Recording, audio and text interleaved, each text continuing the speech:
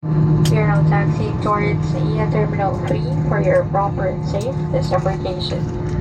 Local time now is 15 minutes past the hour of 9 in the evening. And for your information, there is no time difference between Manila, Philippines and Hong Kong.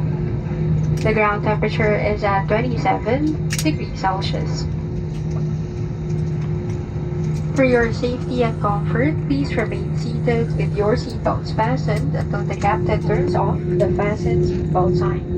Please check your surroundings to ensure you do not leave any of your personal belongings behind. Be cautious when opening the overhead bins as heavy items may have moved during the flight.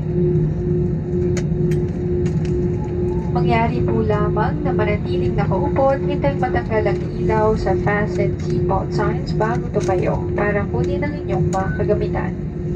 Nais rin namin ipaalam sa inyo na paggamit ng palikuran sa mga oras na ito ay mahigpit na pinagbabawal.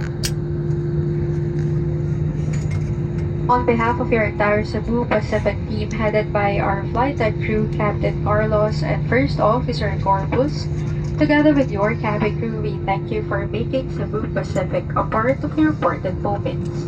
It is truly a pleasure having you all on board, and we do hope to fly to more fun in the future. Once again, thank you everyone for flying Cebu Pacific.